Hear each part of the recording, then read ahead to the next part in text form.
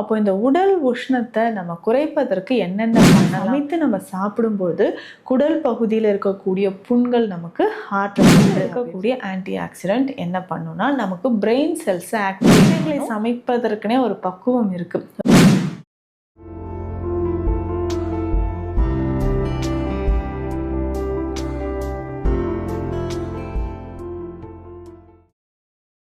வரம் நேயர்களுக்கு வணக்கம். நான் டாக்டர் நித்யா, சித்தா ஃபிசிஷியன்.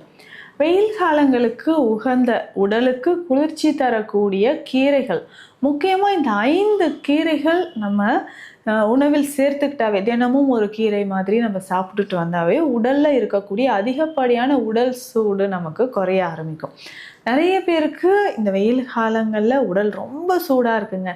கண் எரிச்சல் இருக்குது, ஆசனவாய் பகுதியில் எரிச்சல் இருக்குது, மலச்சிக்கல் தொந்தரவு, அதிகமான ஹேர் ஃபால் ஆகிறது, இந்த மாதிரி உடல் உஷ்ணம் தொடர்பான பிரச்சனைகள் நிறைய பேருக்கு இருக்குது. அப்போ இந்த உடல் உஷ்ணத்தை நம்ம குறைப்பதற்கு என்னென்ன பண்ணலாம்? முக்கியமாக இந்த 5 வகையான கீரைகளை நம்ம எது சாப்பிடலாம், எப்படி சாப்பிடலான்றதை பார்த்துக்கலாம். இதனோட மருத்துவ குணங்களும் நம்ம தெரிஞ்சுக்கலாம். முக்கியமாக நம்பர் 1 அப்படின்னு பார்த்தோம்னா வெந்தயக்கீரை. சொல்லவே வேணாம், வெந்தயம் அப்படின்னு சொன்னாலே நம்ம உடலில் இருக்கக்கூடிய அதிகமான உஷ்ணத்தை குறைக்கக்கூடிய ஒரு மூலிகை. இதனுடைய கீரையை சாப்பிடும்பொழுது பார்த்தோம்னா நம்ம அந்த பகுதியை மட்டும் வெட்டி எடுத்துட்டு இந்த கீரையை மசியலாக நம்ம சாப்பிடும் பொழுது இல்லை சூப் மாதிரி குடிக்கும் பொழுது உடல்ல இருக்கக்கூடிய உஷ்ணம் நமக்கு குறைய ஆரம்பிக்கும். பொதுவாகவே இந்த வெயில் காலங்களில் நமக்கு சரியா யூரின் பாஸ் பண்ணுறதுல பிரச்சனை இருக்கும். நீர் கடுப்பு அப்படின்னு சொல்லுவாங்க. ஸோ நீர் கடுப்பு இருந்தாலோ, நமக்கு யூரின் சரியாக பாஸ் பண்ண முடியல, அதில் சிரமம் இருந்தாலோ நமக்கு இந்த வெந்தய கீரை நமக்கு பயன்படுது. அதே மாதிரி கால்களில் வீக்கம், கால் வெடிப்பு, கால் பாத எரிச்சல், உடல் உஷ்ணம், இதற்கு என்ன பண்ணலான்னா வெந்தய கீரையை பேஸ்ட் மாதிரி அரைச்சி மஞ்சள் பொடி கொஞ்சம் சேர்த்து நல்லா மிக்ஸ் பண்ணி நமக்கு எரிச்சல் இருக்கக்கூடிய இடத்துல நம்ம அப்ளை பண்ணிக்கிட்டே வரலாம். அதே மாதிரி உடல் சூடு குறைவதற்கு இந்த வெந்தயக்கீரையை பேஸ்ட் மாதிரி அரைச்சி தலையில் நல்லா அப்ளை பண்ணிக்கலாம். ஸோ ஹேர் பேக் மாதிரி இதை போட்டுட்டு நம்ம குளிச்சுட்டு வந்தோம்னா நம்ம அதிகமான உஷ்ணம், கண் எரிச்சல், தலைமுடி உதிர்தல், இந்த பிரச்சனைக்கு நமக்கு வெந்தயக்கீரை மிக சிறந்தது அப்படின்னு சொல்லலாம். அடுத்து முக்கியமான 2வது கீரை மணத்தக்காளி கீரை. ஒரு சிலருக்கு உடல் உஷ்ணத்தினால வயிறு புண்கள், அல்சர் இருக்கும், வாய்ப்பகுதியில் புண்கள், மவுத் அல்சர் இருக்குது, இந்த மாதிரியான பிரச்சனைகள் இருக்கும். ஸோ இதை சரி செய்யறதுக்கு நம்ம என்ன பண்ணலாம்னா மணத்தக்காளி கீரை நமக்கு ரொம்ப ரொம்ப சிறந்ததுங்க. பொதுவாகவே நமக்கு என்னென்னா வாய்ப்புன்னு இருக்கா, அந்த மணத்தக்காளி கீரையை நல்லா மென்று அந்த சாரை விழுங்குங்க அப்படின்னு சொல்லுவாங்க. இதை சமைத்து நம்ம சாப்பிடும்போது குடல் பகுதியில் இருக்கக்கூடிய புண்கள் நமக்கு ஆற்றப்படுது அப்படின்னு சொல்லலாம். அதே மாதிரி மலச்சிக்கல் தொந்தரவு இருந்தாலும் இது நமக்கு சரி செய்து கொடுக்குது. ஒரு சிலர் எப்பவுமே சோர்வாக இருப்பாங்க, இல்லைங்க டயர்டாகவே இருக்குது, ஸோ தூங்கி எந்திரிச்சாலும் எனக்கு ஃப்ரெஷ்ஷாக இல்லை, டயர்டாக இருக்குது அப்படின்னு சொன்னிங்கன்னா அவர்களுக்குமே இந்த மணத்தக்காளி கீரை ரொம்ப ரொம்ப சிறந்தது. இதையுமே வாரம் ஒரு நாள் நம்ம பயன்படுத்திட்டு வரலாம். அடுத்தது பார்த்தோம்னா முள்ளங்கி கீரை. முள்ளங்கின்னு சொன்னாவே நமக்கு தெரியும், அந்த முள்ளங்கி கையில் எடுக்கும்போதே அவ்வளோ சில்லுன்னு இருக்கக்கூடிய ஒரு காய்கறி வகையை சேர்ந்தது. இதனுடைய கீரை முள்ளங்கி பார்த்தோம்னா இந்த கீரையோடைய கடைகளில் வச்சு விற்றுட்ருப்பாங்க.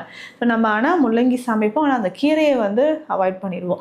முள்ளங்கி கீரையை பொறுத்த வரைக்கும் உடல் உஷ்ணத்தை குறைக்கும், ஆண்களுக்கு மிக சிறந்த ஒரு முக்கியமான கீரை வகை அப்படின்னு சொல்லலாம் இந்த முள்ளங்கி கீரை.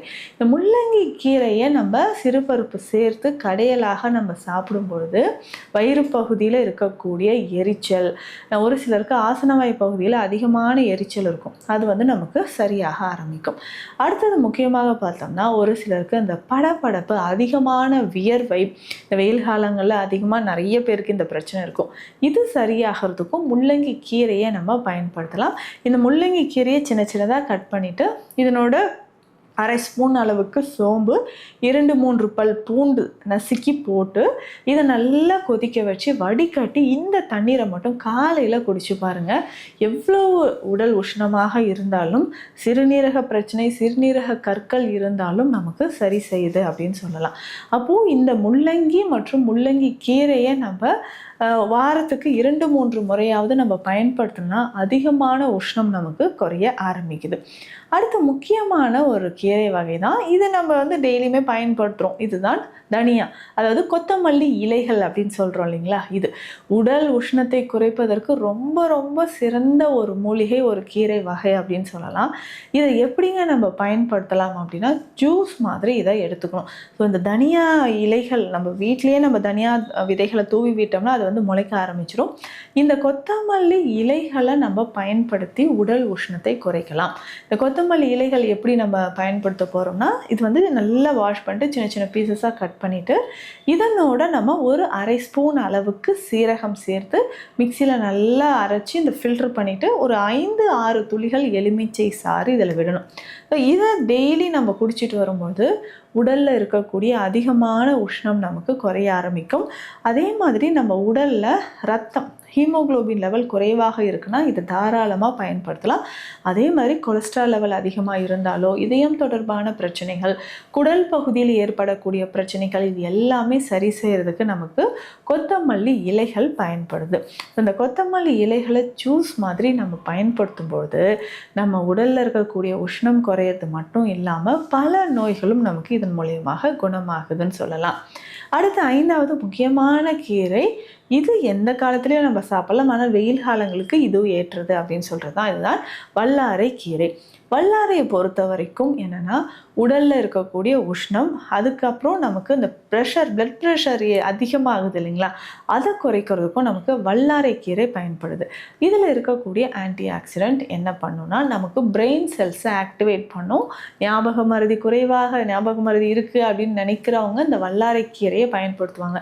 ஸோ அந்த மாதிரி நம்ம உடல் உஷ்ணம் அதிகமாக இருக்கக்கூடிய சமயங்களிலும் வல்லாரை கீரையை நம்ம பயன்படுத்திக்கலாம். ஸோ வல்லாரை கீரையை வந்து நம்ம அடிக்கடி உணவில் சேர்த்து சாப்பிட்டுட்டு வந்தோம்னாலும் உடலில் இருக்கக்கூடிய அதிகமான உஷ்ணம் நமக்கு குறைய ஆரம்பிக்குது. ஸோ இந்த 5 வகையான கீரைகளும் தவறாமல் மறக்காமல் உணவில் சேர்த்து சாப்பிட்டுக்கோங்க. நம்ம கோடை காலங்களில் ஏற்படக்கூடிய, அதாவது கீரை சமைத்து உடனே நம்ம சாப்பிட்ற மாதிரி இருக்கணும். காலையில் செஞ்சேங்க, மதியம் சாப்பிட்டேன், திரும்ப இரவு நேரத்துலையும் சாப்பிட்றேன் அப்படின்னா வயிறு சம்மந்தப்பட்ட பிரச்சனை வந்துடும். கீரைகளை சமைப்பதற்குனே ஒரு பக்குவம் இருக்குது. ரொம்ப நேரம் வேக வைத்தாலும் நமக்கு வயிறு சம்மந்தப்பட்ட பிரச்சனைகள் வரும். சரியாக வேகலைனாலும் நமக்கு வயிறு சம்மந்தப்பட்ட பிரச்சனைகள் வரும். ஸோ இது வந்து சரியான நேரத்தில் 5-7 நிமிடத்துக்குள்ளே இதை நல்லா பாயில் பண்ணி எடுத்துகிட்டு நம்ம இதை பயன்படுத்தணும். ஸோ இந்த மாதிரி கீரைகளை நம்ம பயன்படுத்தும் பொழுது நம்ம மற்ற பால் பொருட்களோ, பால் சார்ந்த பொருட்களோ, அசைவ உணவுகளோ இது எல்லாமே சாப்பிடாமல் இருக்கணும். ஸோ சமைத்து ஒரு 3 மணி நேரத்திற்குள்ளாக நம்ம கீரைகளை சாப்பிட்டு முடிச்சிட்டோம்னா அதனோட சத்துக்கள் நமக்கு நிறையவே கிடைக்கும். ஸோ உடல் உஷ்ணம் அதிகரிக்காமல், இல்லை உஷ்ணத்தினால் வரக்கூடிய பிரச்சனைகள், இந்த சம்மரில் உடல் சூட்டினால் வரக்கூடிய பிரச்சனைகளை சமாளிக்க உணவோடு சேர்த்து இந்த 5 வகையான கீரைகளையும் பயன்படுத்துங்க. உடல் உஷ்ணம் குறையும்.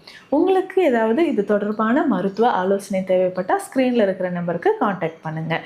நம்ம clinic Deekshalayam Siddha health care, Adambakkam, Chennai. நன்றி.